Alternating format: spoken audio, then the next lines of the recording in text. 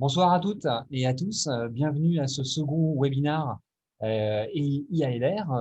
Ce soir, on va aborder donc une région anatomique totalement différente de du premier topo qui a eu lieu une quinzaine de jours avec Jean-Christian Sletz, qui était des césariennes. Ce soir, nous avons la chance d'avoir Arnaud Allouin de Marc-en-Barreuil qui va donc aborder avec un topo très centré sur la chirurgie articulaire de la hanche et donc tout ce qui concerne l'ALR pour la chirurgie de la hanche avec évidemment les éléments novateurs qui concernent notre pratique quotidienne. Alors bien évidemment, moi je serai votre modérateur ce soir. Je recueillerai toutes les questions au fur et à mesure de l'intervention d'Arnaud. Quand on commencera la modération, je donnerai toutes les questions et je poserai les questions à Arnaud, en tout cas celles pour lesquelles on n'aura pas eu de réponse sur son topo. Il n'y en aura pas beaucoup, je pense. Vous allez voir, c'est un topo très dynamique, centré sur la chirurgie articulaire de la hanche, et surtout le côté dynamique et la marche, bien évidemment, qui est un élément fondamental dans les racks actuels. Alors, ce topo aurait dû avoir lieu effectivement en septembre lors du congrès de la SPA. Il n'a pas eu lieu pour des raisons que vous connaissez. J'espère en tout cas qu'il va répondre à vos attentes. Donc, nous allons commencer sans plus attendre. Arnaud Allouin, Marc-en-Barreuil, l'ALR pour la cheville de la hanche, pourvu que ça marche. Bonjour à tous, merci Christophe pour cette présentation. Alors, on va démarrer. Juste un instant. Hop, voilà. Alors, donc moi je suis anesthésiste à la clinique du sport à Marc-en-Barreuil. On fait quasi exclusivement de l'orthopédie et de la traumatologie. Et notamment, on a une grosse activité en prothèse de hanche et on essaie, dans la mesure du possible, de faire de la réhabilitation améliorée après chirurgie. Et justement, la grosse question, c'est est-ce que ça marche? Arnaud, Alors, juste une oui, seconde, il faut que tu partages, ta presse, on ne la voit pas à l'écran. alors, attends juste un instant. Hop, Voilà, là, et un diaporama. c'est bon? C'est parti. Alors, conflit d'intérêt sur ce sujet, quelque chose d'extrêmement répandu en France, que ce soit sur le plan programmé ou en termes de traumatologie. Deuxième cause d'hospitalisation du sujet âgé, gros budget de la sécurité sociale. Bon, c'est une population très hétérogène, avec notamment des patients âgés, fragiles, polypathologiques. Donc, on se dit qu'il y a vraiment un intérêt majeur de l'anesthésie loco-régionale dans ce cadre-là.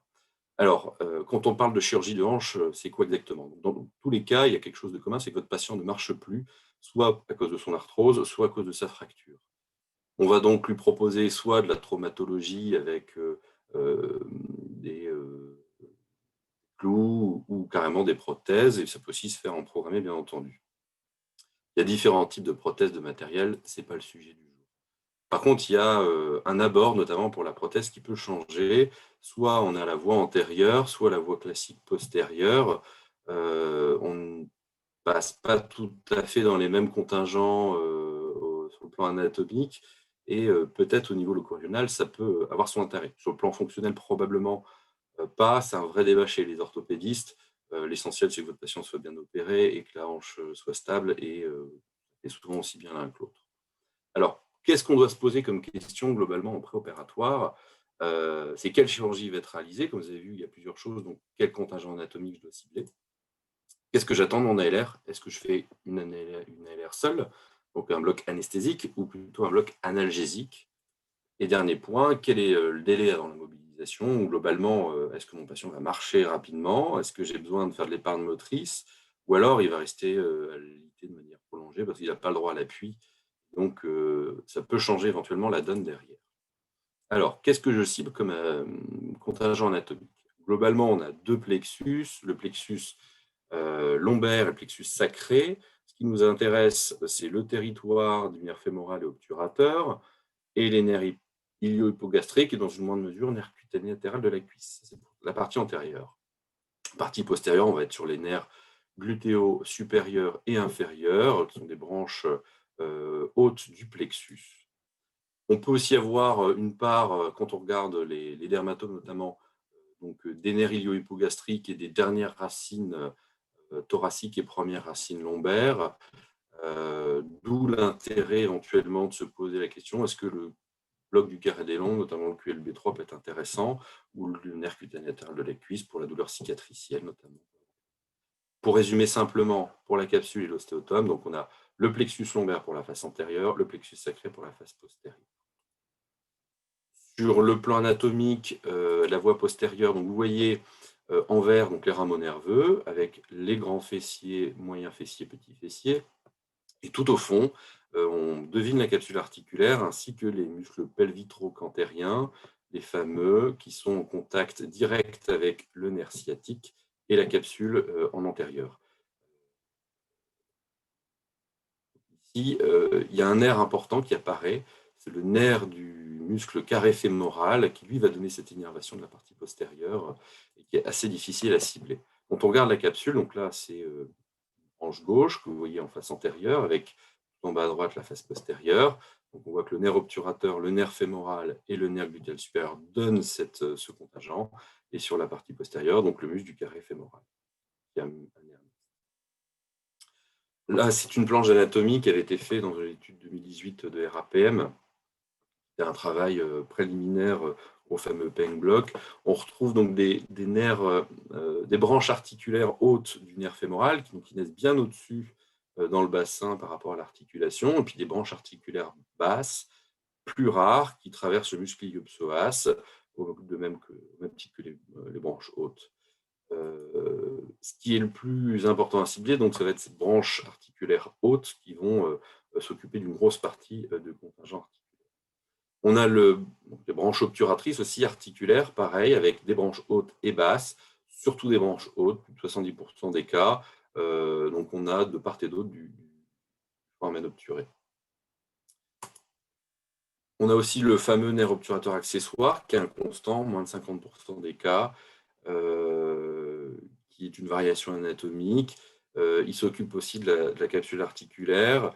Alors, ce nerf, il est décrit depuis très longtemps, on le redécouvre entre guillemets depuis peu, et c'est probablement l'explication de l'efficacité inconstante du bloc 3 en 1, le fameux bloc iliofacial à haut volume, dont on n'a jamais réussi à savoir si c'était réellement efficace là-dessus. D'ailleurs, les dernières recommandations n'étaient pas trop en faveur d'utiliser ce bloc-là en routine pour toutes les indications. Quand on regarde l'ostéotome, on voit bien que se contenter d'un bloc fémoral seul, ce n'est pas suffisant, que le bloc sciatique non plus, qu'on est obligé de bloquer tous les contingents, ça devient un petit peu compliqué, sauf si on part sur des blocs de plexus beaucoup plus proximaux. Mais là, on n'a pas du tout dépeint notre. Alors, quelles sont les implications de ces mises à jour anatomiques, ou du moins de ces réactualisations de l'anatomie? C'est qu'on a redécouvert en fait en 2017 une variante du bloc obturateur en le prenant au niveau de la racine de cuisse sur un abord sous-pectinéal qui permettait sur cette étude d'avoir du liquide sous le pectiné, donc de toucher les deux branches antérieures et postérieures de l'obturateur tout en remontant au niveau de votre foramen obturé et éventuellement de toucher ces branches articulaires hautes qu'on a vues juste avant. Ensuite, du coup, il y a l'équipe de Toronto qui a décrit le fameux Peng block dont on a beaucoup parlé l'an dernier, qui permettait d'avoir là les branches plutôt articulaires fémorales qui passaient à travers l'iliopsoas et qui montrait dans cette série de cas une diminution des EVA et des consommations morphiniques. Alors, c'était qu'une série de cas pour le moment, c'était très difficile de dire ce qu'il en était. Ils avaient fait aussi une étude sur le volume, entre 20 et 10 ml, là en 2019, et bon, c'était difficile de montrer que 20 ml, enfin 10 ml était déjà largement suffisant. Peut-être que 20 ml ont gagné un petit peu plus au niveau de l'obturateur, mais c'était difficile de le dire plus. En tout cas, là, l'avantage, c'est qu'on pouvait toucher 3 contingents articulaires en une seule ponction, qui est en fait relativement facile. Quand on regarde la démonstration du Dr Peng pour son injection, alors lui, il injecte sous le psoas, sous le tendon, au niveau de l'éminence iliopubienne, en dessous de l'artère fémorale, en faisant très attention de ne pas ponctionner le nerf fémoral qui est juste latéral par rapport à l'artère fémorale. C'est assez simple d'accès avec un petit peu d'entraînement. La courbe d'apprentissage est assez rapide. Voilà, il y en a qui piquent plus bas au niveau carrément de la capsule. Peut être un peu douloureux parce que la capsule, c'est quand même extrêmement innervé. À cet endroit-là, c'est pas difficile. Le souci, parfois, c'est des problèmes de décollement de diffusion. Alors ensuite, qu'est-ce que j'attends de mon ALR? Effectivement, on a vu, il y a plusieurs approches possibles sur le plan anatomique. En tout cas, ce que je veux attendre systématiquement de mon ALR, c'est soulager mon patient. Soit parce qu'il est cassé, soit parce qu'il va avoir mal. Alors, il y a pas mal de choses déjà un petit peu anciennes, hein, où on cherchait ce qui pouvait être le plus intéressant, notamment et déjà en 2013, les Canadiens qui avaient fait donc, cette méta-analyse qui montrait donc, un intérêt des blocs du plexus lombaire sur la douleur de manière importante, mais qui ne retrouvaient pas en chirurgie, en chirurgie conventionnelle d'intérêt des blocs du plexus sacré en première intention. Donc, on était plutôt sur des blocs fémoraux et obturateurs, même en traumatologie. Là, c'était surtout en traumatologie. Globalement, on a montré aussi que faire des blocs nerveux périphériques chez la personne âgée diminuait les complications, notamment des cubitus, et liées à la consommation d'opioïdes. Le but de tout ça, c'est donc diminuer le risque pour la personne âgée à l'IT, hein, principalement. Il y avait aussi une diminution du délirium et des complications. Donc, en traumatologie, ce qu'on retiendra, donc, c'est un bloc iliofacial ou fémoral plus obturateur le plus tôt possible. Et donc, dans certaines équipes, se pose la question de faire ce qu'on appelle des équipes mobiles d'anesthésie loco-régionale antalgique aux urgences, notamment. Là où je travaillais avant au CHU de Lille, il y avait un gros service d'orthopédie et de traumatologie avec un déchocage chirurgical où on avait la possibilité de prendre en charge rapidement les gens, éventuellement pour les patients hyperalgiques, de réaliser au plus tôt, si c'était faisable, ces ALR antalgiques précoces. Donc, globalement, si je veux faire un ALR anesthésique avec une sédation, il ne faut pas oublier qu'on a la rachis-anesthésie qui fonctionne quand même très, très bien, qui, je pense, chez la personne âgée, est quand même une des techniques, si elle est faisable sans trop de difficulté et que vous arrivez à positionner votre patient. Il y a parfois un coût hémodynamique ou des impossibilités techniques sur des rachis très compliqués ou des patients qui ne se laissent pas faire, personnes âgées démentes, ça peut être compliqué. Auquel cas, il y a des possibilités comme une bloc du plexus lombaire et un sciatique parasacré avec quelqu'un de bien entraîné à l'échographie qui a déjà fait ces techniques-là. Alors, comme c'est bien dit sur les recommandations de l'ASFAR, c'est un bloc qui est réservé entre guillemets aux experts parce que soit il est profond, parce qu'il est profond et difficile, éventuellement potentiellement un peu dangereux. Alors, j'ai plusieurs collègues qui le font. Moi-même, je l'ai fait plusieurs fois. Je ne suis pas le plus à l'aise avec ce bloc, mais ça peut dépanner éventuellement dans certains cas. La solution dégradée, plus accessible, le bloc iliofémoral, le nerf obturateur sous-pectinéal par contre, le sciatique le plus haut possible, éventuellement associé avec un bloc carré des lombes. Tout ça peut s'articuler autour d'une sédation plus ou moins profonde, plus ou moins importante en fonction de votre patient. Ça a été fait dans plusieurs cas cliniques, hein, où on combine ces blocs, notamment là, un patient avec une spondylarthrite ankylosante sévère, où la rachis-anesthésie n'est pas possible, patient qui, donc un rachis complètement bloqué, insuffisance cervicale, possible quand même, en bloquant au maximum, associé à une sédation. À chaque fois, donc c'est pourquoi pas, donc c'est soit du rémifentanil, soit de l'alfentanil avec du propofol. Ça marche pas mal. Là, c'est une équipe qui fait une revue de 6 ans sur les fractures de hanche, où ils faisaient plutôt bloc périnerveux multiple, associé à une sédation plutôt qu'une anesthésie générale chez les personnes âgées. Dans les cas où on n'était pas forcément chaud pour la rachis-anesthésie, qui peut des fois être un petit peu compliqué à faire chez les personnes âgées. Si jamais on fait le sciatique, c'est à la fesse obligatoirement, parce que sinon on n'est pas assez haut et on loupe tous ces contingents qu'on a vus plus haut. Donc l'intérêt du sciatique en dehors du bloc anesthésique, donc si on vous le fait juste en mode analgésique, globalement, à mon sens, et si on suit les recommandations, il n'y a pas d'intérêt pour l'analgésie post-opératoire, à part caler un stress à votre chirurgien parce qu'il y aura une paralysie des releveurs du pied. Et c'est une des complications quand même de la prothèse de hanche, c'est l'atteinte du sciatique. C'est assez rare, même si c'est quand même une des plus fréquentes. Si on peut éviter ça à l'équipe, c'est plutôt bien. Donc globalement, on est presque convaincu que les blocs périphériques et nerveux, ça marche. Mais là, si on fait ça, le patient, lui, ne marche plus. Donc il n'y a pas de mobilisation précoce chez ces patients-là, donc ce n'est pas si grave. Mais si on veut faire la réhabilitation améliorée, là, ce n'est pas possible. Donc on va partir sur une ALR à visée analgésique, notamment dans les protocoles RAC. Donc, jusqu'en 2017, bon, grosso modo, on disait probablement pas de recommander de faire de bloc ou la au cas par cas, puisqu'il y avait déjà depuis quelques années l'infiltration locale par les chirurgiens, donc technique qui est décrite depuis 2008 par Kerr, qui partait sur 3 injections d'une 50aine de millilitres à peu près, plan par plan, fonctionnait pas mal. Le problème de ça, c'est que c'est une pratique extrêmement hétérogène dans le monde. On ne trouve pas de protocole identique, comme on dit, hein, il y a autant d'anesthésies différentes que d'anesthésistes. C'est pareil pour l'infiltration, il y a autant de techniques d'infiltration qu'il y a de chirurgiens. Adjuvant, pas adjuvant, on reviendra après dans les questions si vous voulez tout à l'heure.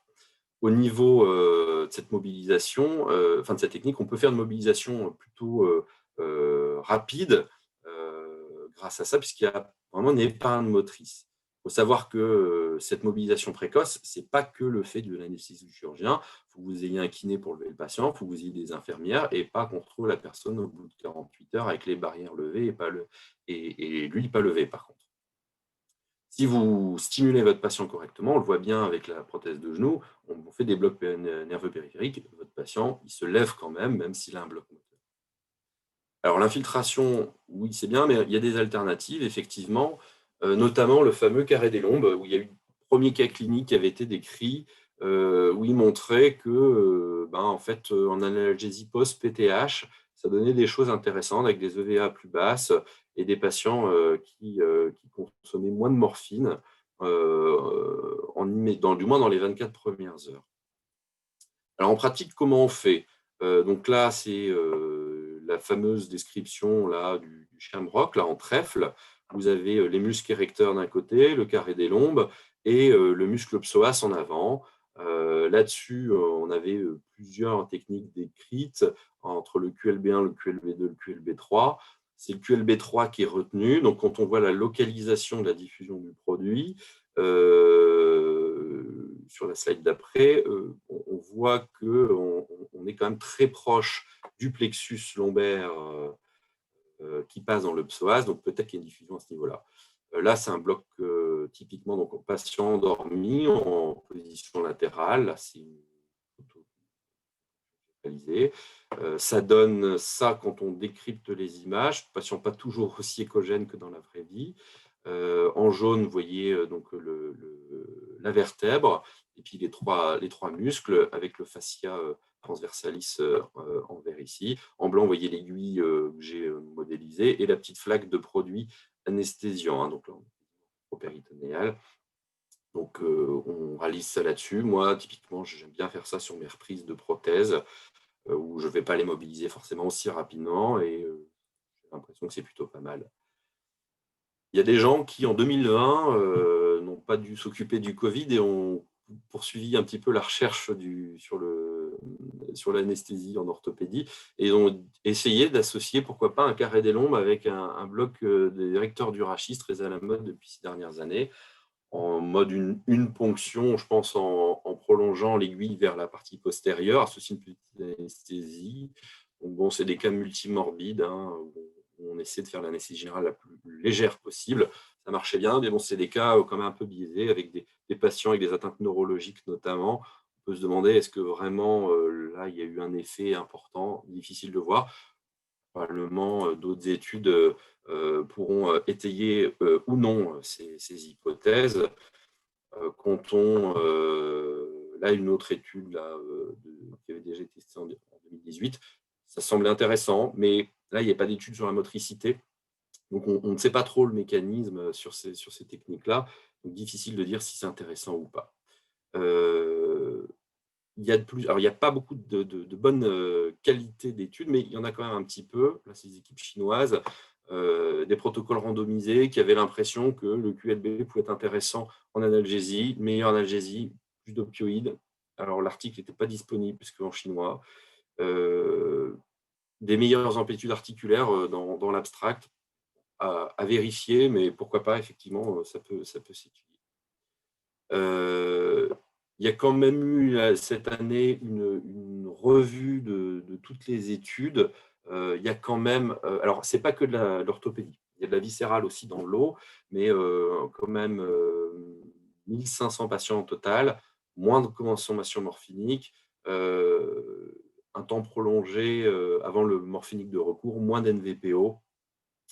Et donc, au vu de ça, moi j'ai envie de dire, le QLB, ça semble être une option valable en analgésie de la hanche. Je pense qu'on manque quand même de data sur QLB et réhabilitation améliorée, mais je suis sûr que ça va finir par sortir. Le pain block, donc là on est au plus proche, on va dire, de l'articulation. Pareil, pour le moment, pas beaucoup de données très fortes dans la littérature, des petites séries, méthodologie un petit peu faible. Difficile de comparer ça à l'infiltration, étant donné ce qu'on a dit sur l'infiltration. Par contre, c'est un vrai bloc épargne motrice. Après, sur la durée de ce bloc-là, ou son efficacité réelle, je ne m'avancerai pas trop. Je trouve que ça se lève assez vite quand même. On est quasiment sur les durées d'efficacité de l'infiltration. Et on ne sait pas si ça ne serait pas intéressant de le combiner à l'infiltration pour peut-être limiter les volumes ou alors se concentrer sur d'autres secteurs en termes d'infiltration. Et pourquoi pas l'associer au bloc obturateur sous-pectinéal. On a des collègues, notamment, je crois l'équipe de Quincy, ils font systématiquement un obturateur associé au PENG bloc. Après, ils ont peut-être évolué dans leur pratique. Je le fais beaucoup moins, moi, l'obturateur, ou alors quand vraiment, je n'ai pas eu un beau PENG bloc et je peux assurer le coup. J'en fais à ce moment-là. Après, sur le pain block, combien il faut mettre, on ne sait pas. Là, il y a une petite série de 5 patients, plus de 30 ml de volume. Se pose la question, est-ce que ce n'est pas l'équivalent d'un 3 en 1? Après, au bout de 30 volumes, 30 ml de volume, est-ce qu'il n'y a pas une motricité? Là, ça n'a pas été testé du tout. Ça semble intéressant à confirmer. Mais encore une fois, si c'est pour un patient qui tombe ou qui ne marche pas, on a déjà des blocs nerveux périphériques qui fonctionnent. Donc, suite au prochain épisode là-dessus. Il y a quand même des perspectives intéressantes. Là, en 2019, dans RAPM, il y avait le PENG block associé au nerf cutané latéral de cuisse pour la voie antérieure, pour la chirurgie de la hanche, qui donnait de très bons résultats. Personnellement, c'est ma pratique au quotidien. Les rectors spinae associés au PENG dans la chirurgie de la hanche, ça semble intéressant aussi. Après, ça va être toujours des questions, au bout de combien de temps ça se lève, combien on met. Ça, on n'a pas encore les réponses, trop de petites séries. Alors ça, c'est un exemple d'une patiente que j'ai opérée, j'ai endormi, voie postérieure, 70 ans, RAC qui marche. Là, 85 ans, voie antérieure, RAC, PENG block. Ils ont eu le même protocole, les deux fonctionnent. On est très précoce en termes de la première, on est H plus 10. Lui, c'est le lendemain matin, un bloc opéré l'après-midi. Ils sont la première sortie en ambulatoire, le deuxième sortie à J1, mais 12 heures plus tard presque. Marche sans canne, mais donc là, il y a une vraie épargne motrice. Alors peut-être, vous me direz, on est peut-être déjà avec un bloc levé, peut-être que c'est un peu biaisé là-dessus. Ils n'étaient pas douloureux, donc je pense que avec des EVA 1 ou 2 de mémoire, je pense que l'analgésie fonctionnait encore. Parce que souvent, on a ce rebond douloureux parfois à J2 sur ces prises en charge. Donc, vous voyez, donc, quand on voit ces images, alors ça reste que du cas clinique, hein, mais ce n'est pas très étudié, voie antérieure versus voie postérieure. En tout cas, ça n'a jamais été tranché. On a des résultats fonctionnels qui sont similaires. Y aurait-il un petit peu moins de luxation sur les voies antérieures? Je ne suis pas orthopédiste, je ne suis pas là pour juger de ça. En tout cas, en termes d'analgésie, on est capable de faire des choses similaires. Donc, en résumé, moi, à mon sens, je pense qu'il est impossible vraiment de vous dire il faut faire ou il ne faut pas faire telle ou telle technique. Ça dépendra de vos chirurgiens. Ça dépendra de ce que vous voulez faire. La seule chose que je peux vous dire actuellement, c'est que pour la traumatologie du sujet âgé, la rachianesthésie, c'est très bien. Si vous ne pouvez pas, votre patient ne va pas déambuler. Il faut associer du bloc nerveux périphérique. Fémoral obturateur, ça marche. Peut-être pas aussi bien du plexus lombaire sciatique, mais clairement, c'est des blocs d'experts. Donc ne vous lancez pas là-dedans si vous n'avez pas été formé. Je vous conseille l'an prochain de venir aux ateliers des AEA. Vous pouvez vous former au bloc lombaire sur les ateliers sur cochon. Moi, j'avais appris comme ça, j'ai trouvé ça génial. Et puis après, c'est en faisant qu'on apprend. Et quand on maîtrise bien l'écho, c'est plus facile de se mettre à ce genre de bloc. Si pas de déambulation, peng bloc, plus ou moins obturateur sous-pectinéal si vous en avez besoin, et le cutané intérieur de cuisse, que je fais systématiquement sur les voies antérieures, à discuter pour les voies postérieures en fonction de votre cicatrice, votre incision. Et pourquoi pas infiltration avec ou sans. Et le QLB, moi je vous dis, je le réserve pour les blocs un petit peu plus lourds ou les reprises, sachant que c'est des reprises où on veut quand même le mobiliser rapidement les gens. Voilà pour ça. Donc en conclusion, l'anesthésie loco-régionale de la hanche, ça marche au propre comme au figuré. Le message, c'est qu'il faut faire l'analgésie à la carte. Il y a des choses qui sont encore en train de se faire. On va avoir des choses qui vont se préciser. C'est vraiment après des logiques d'équipe. Donc, il faut voir avec votre chirurgien, il faut discuter de ce que vous voulez faire avec eux. Et puis, si vous voulez vous lancer dans la réhabilitation, il y a des critères un petit peu. Il y a l'audit grâce qui peut vous aider sur ça. Si votre chirurgien n'a pas envie d'infiltrer, vous pouvez le faire. Il faut le rassurer aussi, on injecte des anesthésiques locaux autour de la capsule articulaire, on n'est pas en intra-articulaire. Moi, les PENG, j'évite en post-op, mais ça m'arrive de les faire. Et en rattrapage, ça fonctionne. Quand vous avez titré votre patient, vous le faites après, ils sont soulagés. Alors peut-être que c'est du placebo, vous me direz, mais globalement, je suis assez convaincu de l'intérêt de ce bloc en chirurgie programmée de la hanche en tout cas. Voilà, on a fait le tour de la question. Maintenant, je laisse la parole à Christophe si il a des questions peut-être des gens qui Merci. regardent. Merci beaucoup, Arnaud, pour ce topo très précis, très orienté réhabilitation, effectivement. Donc, on l'a vu, tu as décrit des éléments fondamentaux qui sont articulaires et périnerveux, parce qu'effectivement, actuellement, la majorité des chirurgiens, je ne sais pas comment sont les pratiques des personnes qui nous regardent ce soir, mais infiltrent la chirurgie de la hanche. La plupart ne le font pas selon la technique de Kerr et Kogan, de Cohen. Ça, c'est évident parce que ces 3 infiltrations, c'est après l'implant dans l'acétabulum, après l'implant dans la tige fémorale et en sous-cutané avec des volumes importants. Les solutions sont variables, donc tout ça, ce n'est pas comparable. Mais beaucoup de gens qui ont des pratiques avec des anesthésiques locaux, avec 200 mg ou 300 mg d'europlivaquine, par exemple, vont être bloqués pour pouvoir faire une autre technique d'anesthésie locale, puisqu'on va être dans le cumul toxique. Et est-ce que c'est vraiment intéressant par rapport à ce que peut nous proposer Donc, si vous avez des chirurgiens qui font de l'infiltration efficace, peut-être que ce n'est pas la peine de trop se poser de questions sur la technique. Parce qu'il y a, pour les voies antérieures, tu ne l'as pas évoqué, mais il y a 2 papiers récents, un de 2019 et un de 2015, qui ont montré, c'est les 2 seuls pour les voies antérieures, qui ont montré que l'infiltration versus pas d'infiltration, globalement, ce n'est pas très, très différent. Tu as abordé les éléments, le PENG, ça c'est très, très important parce que beaucoup veulent développer le PENG. Moi, je vise beaucoup pour la chirurgie articulaire antérieure, enfin la fracture du col du fémur. Parce que soulager la fracture du col, c'est fondamental. Tu l'as dit, tu l'as abordé sur l'équipe dynamique de mobilité ou pas mobilité, mais en tout cas, il faut mobiliser ces patients le tôt et pour avoir moins trop de cognitifs. Enfin, le cumul des… Là, je vais lancer toute la discussion avant de lancer les autres questions qui sont… il y en a pas mal des questions. Sur qu'est-ce que tu penses raisonnable le cumul de pas mal de carrés des lombes, érecteurs du rachis, PENG, je veux dire en termes de dose, de volume, de positionnement du patient, d'inconfort potentiellement pour le patient. Quel est ton point de vue là-dessus? Alors, mon point de vue, c'est qu'effectivement, il faut être très vigilant quand même sur les doses toxiques parce qu'on part quand même d'une population âgée la plupart du temps, souvent avec des comorbidités cardiaques. Et puis, typiquement, la fracture du col de la petite mamie, elles ne font pas tous 95 kilos. On en a quand même à 50, 60 kilos, voire moins. Donc là, on arrive très, très, très vite sur les doses toxiques. Alors que les chirurgiens, ils adorent la ropivacaïne 7,5.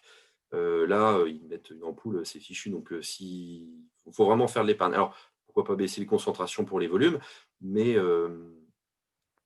je pense qu'il faut pas hésiter à multiplier les blocs. Alors, en pratique, on va dire, on prend l'exemple d'une personne âgée qui est tombée.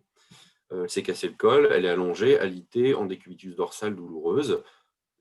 À peine on l'effleure, elle a mal, elle crie. Comment faire? Ben, je pense que déjà, simplement, on peut soit faire un peng, soit un bloc fémoral à cet endroit-là. Déjà, ça va permettre de soulager partiellement la patiente. Pourquoi pas pouvoir éventuellement la tourner sur le côté, puis là, vous ferez soit votre rachis, soit autre. Et puis, on peut imaginer dans ce cas-là un bloc latéral. Alors, il faut quand même vous dire que le carré des lombes, ce n'est pas un bloc très agréable, hein, comme le bloc érecteur du rachis. Il y a des gens, ils sont quand même, enfin, ça fait mal. Le peng block, c'est très variable. Moi, j'ai eu des gens qui me disent ça fait à peine mal. Je le fais éveiller souvent en préopératoire. On est sur du programmé, on ne sait pas souvent des gens qui sont cassés. Euh, Ceux qui ont mal, c'est ceux qui ont une arthrose inflammatoire rapidement évolutive, qui ont une inflammation capsulaire. Eux, effectivement, le pain block, ils le sentent passer. Euh, Peut-être que c'est moins important en le faisant un peu plus haut. Difficile de te dire, mais ceux-là, j'essaie de les faire endormis. Donc, je les endors et je fais le pain analgésique à cet endroit-là. Après, j'ai tendance, tu vois, typiquement, ce matin, je t'en parlais tout à l'heure, on a fait une fracture périprothétique chez une vieille dame. Euh, j'ai associé plusieurs blocs parce que c'est une dame, je lui ai fait une petite anesthésie générale, vraiment avec quasi rien. Le Sufinta, c'était vraiment la dose de départ, aucune réinjection derrière. Peu algique en post-opératoire, pas de titration morphinique. Bon, et donc là, j'ai fait un fémoral associé à un carré des lombes. Et avec ça, j'espère avoir couvert pas mal de choses. Le chirurgien n'infiltre pas. Mais là, comme ça descendait un peu sur le fémoral, j'ai fait un fémoral parce que ça me paraissait plus un peu intéressant. Quand on est vraiment en articulaire, peut-être que le fémoral, c'est cher payé, et surtout si la complication, ça peut exister. Cela dit, sous échographie, quand on est entraîné, c'est quand même très rare, ce genre de complications. Mais moi, en tout cas, l'addition des blocs me paraît pas une mauvaise idée, parce que de toute façon, si vous devez mettre énormément de morphinique chez ces personnes âgées, vous le payez derrière. Ouais, tu as raison, tu as raison. Enfin, on peut payer effectivement après. Ouais, c'est surtout sur le cumul des doses et les positionnements qui, quelquefois, peuvent poser des questions. Et c'est des questions qui ont été évoquées. Ouais. Le PENG, c'est un bloc, tu le fais comment? Parce que c'est un PENG qui est péricapsulaire. On est effectivement, comme tu l'as dit, à distance. Il faut faire attention au niveau des vaisseaux et même une nerf fémorale parce qu'il peut être fait un petit peu plus bas. Il y a une considération qui est importante à voir, c'est le plan aseptique, parce qu'on est quand même dans une zone où on va rentrer excessivement in situ, quasiment. Donc, c'est Mm. vraiment, il faut être hyper attentif à ça. Comment tu fais? Comment tu vois les choses, toi? Alors, bien entendu, il faut faire très attention, effectivement, sur le plan asepsie quand on fait. On est déjà dans le pli de laine, donc il faut quand même déjà faire attention. Et puis, effectivement, on est juste à côté. Alors, typiquement, pour les voies antérieures, on est à 5 centimètres de l'incision, hein, donc on ne peut pas se permettre de faire un bloc pas propre. Donc là, je suis particulièrement rigoureux. Après, bon, c'est des produits bactériostatiques, hein, qu'on injecte, donc je suis un peu plus serein là-dessus. Ouais. Moi, j'ai tendance à piquer vraiment au-dessus de la capsule. Euh, Je suis entre ce que Peng a décrit et puis ce que on voit des fois dans certaines prises en charge, parce que je veux vraiment pas injecter en intra-articulaire. Clairement, le truc, Ah, il c'est faut il n'y a pas. pas Ah, ah, d'effraction articulaire, comme ça, on n'est pas dedans, quoi. il faut Alors, éviter je de voir. demande à mon chirurgien, effectivement, celui qui fait les voies antérieures, il me dit qu'il ne voit pas de produit diffusé sur son trajet chirurgical. Donc, je pense qu'on doit être un petit peu à distance, on doit être sur les rameaux, mais on ne doit pas vraiment être sur la capsule à l'endroit où on le fait. Logiquement, quand pour les voies antérieures, il est entre le muscle droit et le tenseur facial lata. Donc, il fait de l'incision avec la Exactement. distale, il ne va pas voir forcément le produit que tu as fait parce que tu es quand même au moins 7-8 cm au-dessus. Ouais, je suis Mais un petit peu au-dessus, ouais. c'est la capsule, donc c'est comme le LIPAC, hein, c'est Hmm. un domaine que les chirurgiens n'aiment pas trop qu'on approche, hein, on est Ouais, d'accord. ouais. On est d'accord avec eux, il faut le faire de manière assez rigoureuse, comme tu l'as évoqué. Une question, alors des questions, c'était l'abord sous-pectinéal du bloc du nerf obturateur. Est-ce que c'est quelque chose que tu fais ou pas? Parce que certains posent la question, est-ce que c'est vraiment si nécessaire que ça d'aller dans cette approche-là en plus du pain? Alors, oui et non. Alors, il y a ceux qui disent que, tu vois, alors quand il y avait cette étude là, anatomique sur le cadavre qui montrait que quand tu passais à 20 ml, tu récupérais quand même pas mal de branches obturatrices, notamment hautes. En théorie, tu es censé pas avoir le problème en mettant du volume. Alors, moi, je le fais pas toujours, ou alors je le fais en rattrapage pour le patient que j'ai déjà bloqué, qui a déjà eu ses antalgiques, qui a déjà eu son catapressant, son multimodal, qu'on a été obligé de titrer et qui réclame encore. Lui, je vais lui rajouter, ou alors je le fais d'emblée si c'est un terrain de douleur chronique, par exemple, où là, j'essaie vraiment d'avoir tous les contingents. Mais allez, je le fais, je vais être honnête, une fois sur 4 Ouais. maximum. En sachant que tu as parlé du sciatique aussi un petit peu au début.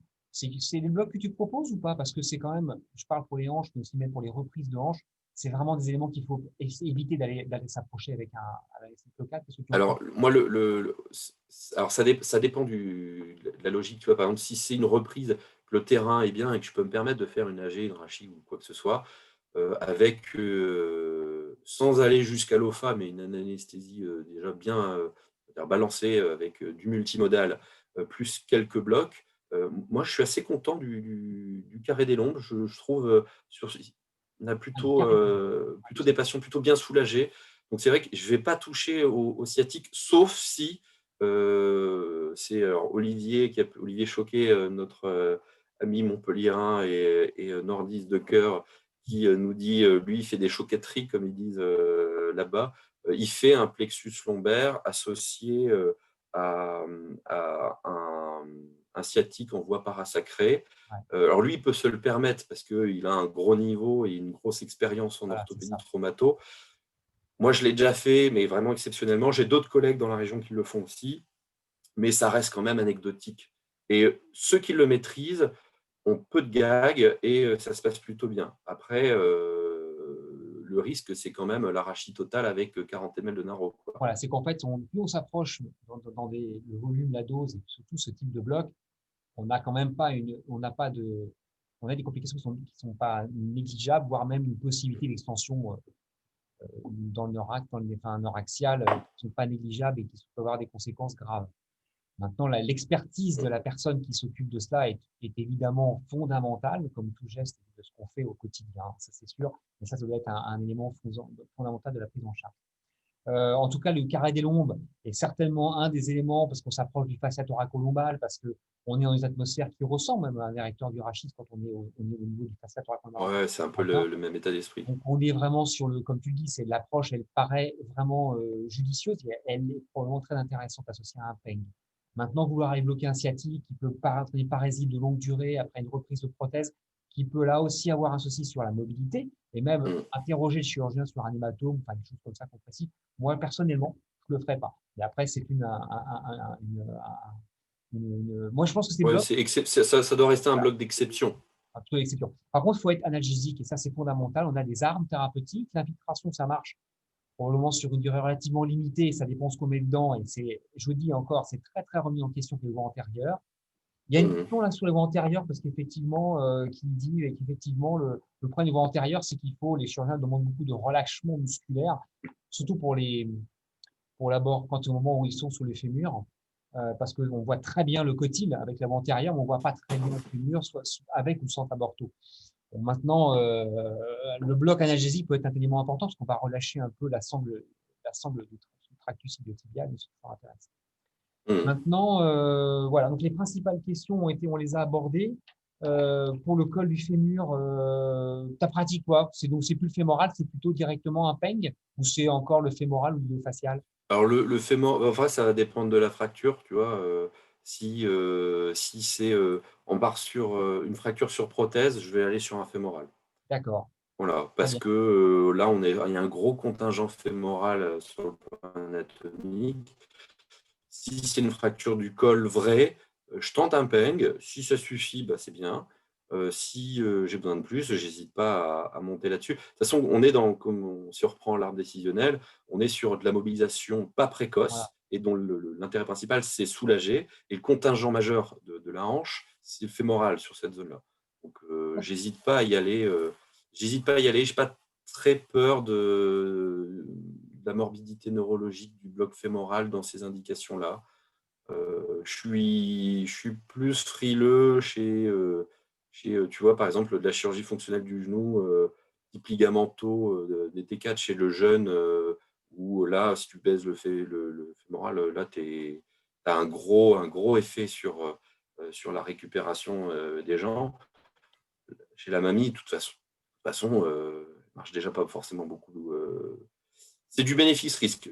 Clairement, c'est difficile de dire je fais toujours comme ça. Okay. Non, c'est intéressant parce que beaucoup de prothèses ou de fractures de hanche sont faites sous rachis-anesthésie. Donc, la possibilité, c'est une question qui est aussi posée, abordée, c'est tout à fait pertinent, c'est de faire une rachis-anesthésie qui peut être pas en faisant l'odose et en faisant un bloc ou un carré des lombes associé. Donc, c'est quelque chose qui est assez proposé en traumatologie en particulier. La rachis unilatérale, ta pratique, tu la proposes encore pour les prothèses Alors, oui. Alors, le problème de la rachis unilatérale, c'est que c'est pas toujours prévisible de la même façon. Alors, moi, je sais pas comment tu fais, mais globalement, ce qui marche le mieux, c'est quand ils sont en position déjà latérale quand tu la piques, pour vraiment avoir la plus grosse efficacité de ta latéralisation. Alors, il y a un produit qui permet, tu vois, j'ai changé un peu d'avis sur la rachis unilatérale récemment, parce que j'utilise beaucoup plus le baritécal qu'avant. Et le baritécal, c'est quand même très, très hyperbar. Et donc, du coup, tu piques ta rachis, tu mets les gens, j'en ai quand même plus d'un sur deux qui a pas de bloc moteur sur l'autre jambe. Donc, en fait, je me dis, chez les gens un peu fragiles, l'autre jour, j'avais un monsieur avec une grosse cardiopathie. Je lui ai piqué en latéral au baritécal.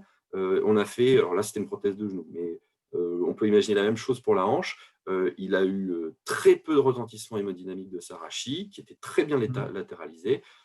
Donc, c'est quelque chose que j'exclus pas du tout. Pendant un moment, quand je disais que de la bupi, je dis ouais, on ne sait pas, ça va toujours des deux côtés.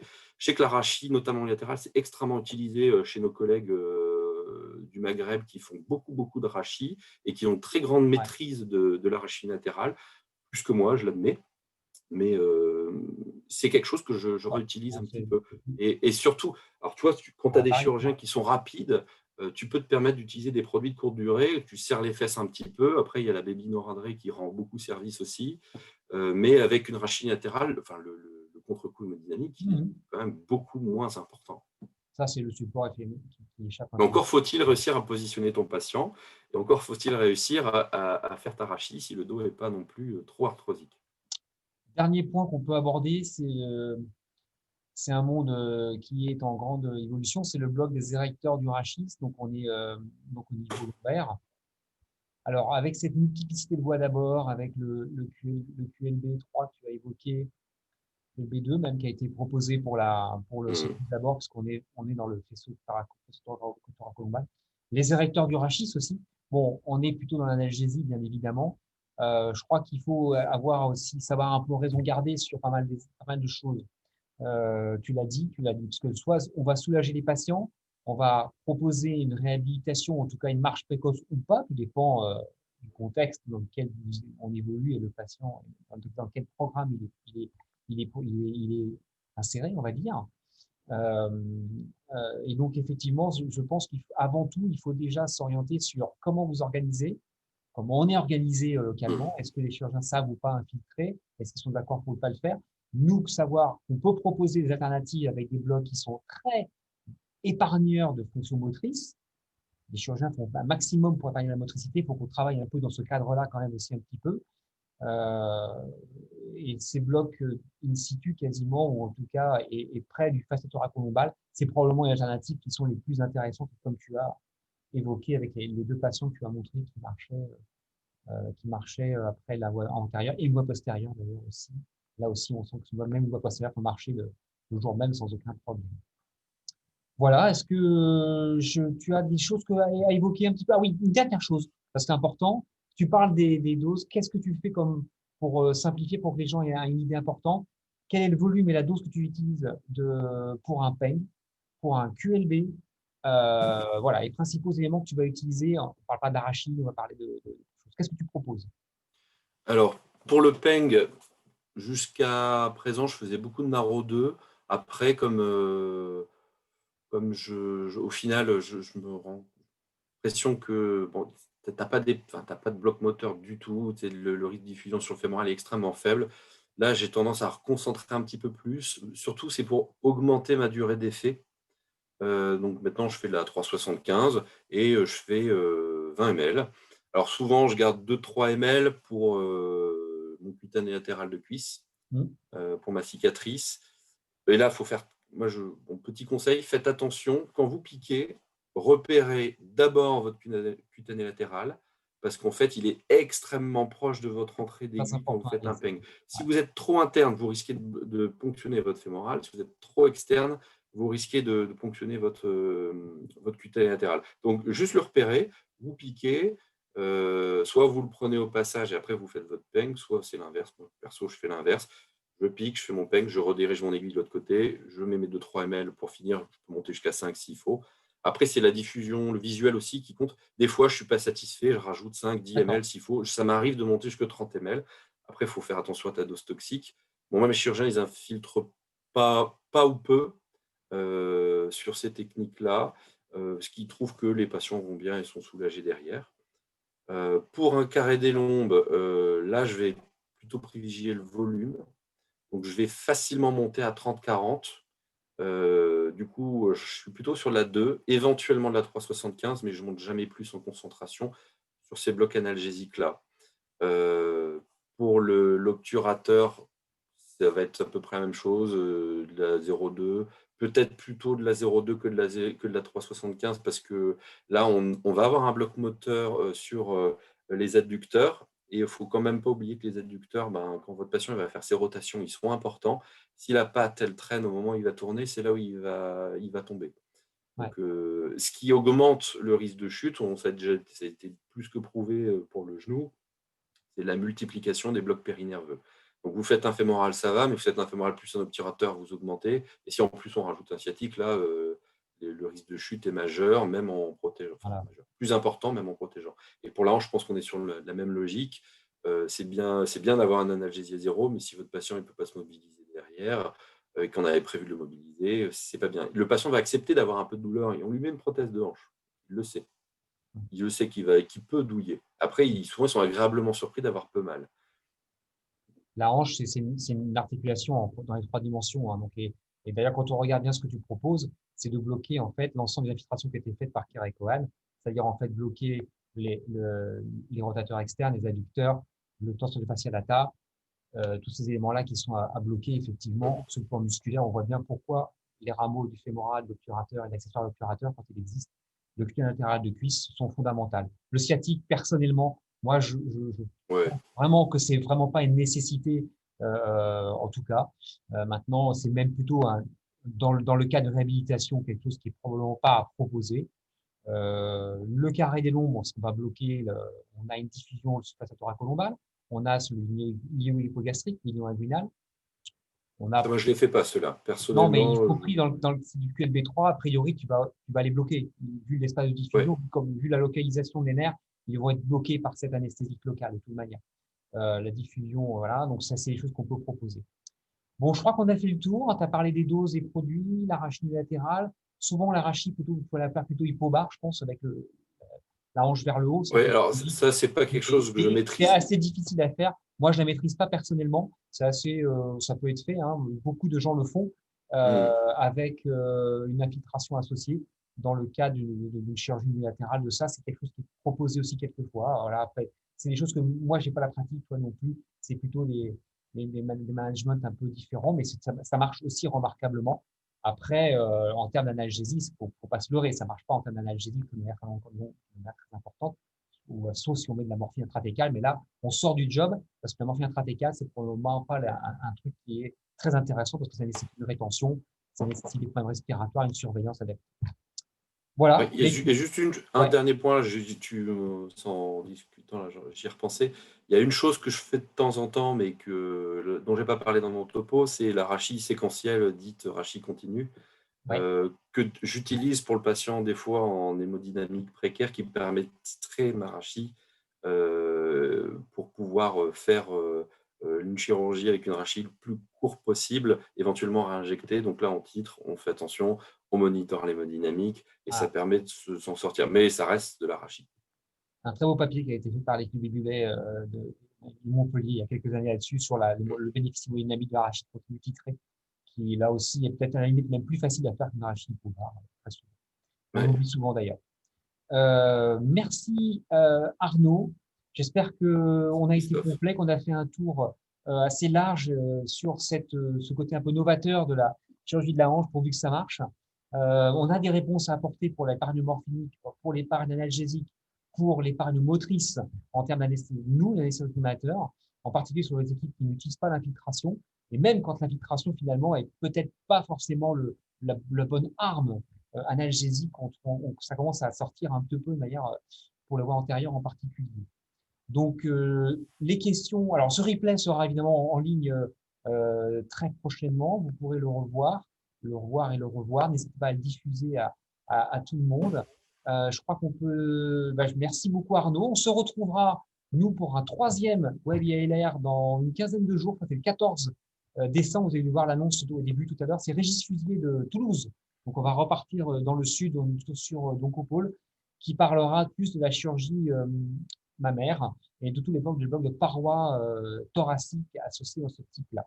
Donc, je vous remercie à toutes et tous d'avoir suivi cette deuxième webinaire. Merci Arnaud et merci Invivox pour aussi avoir relayé sur cette plateforme digitale et reçu vos questions. Merci beaucoup. Au revoir et à bientôt. Au revoir.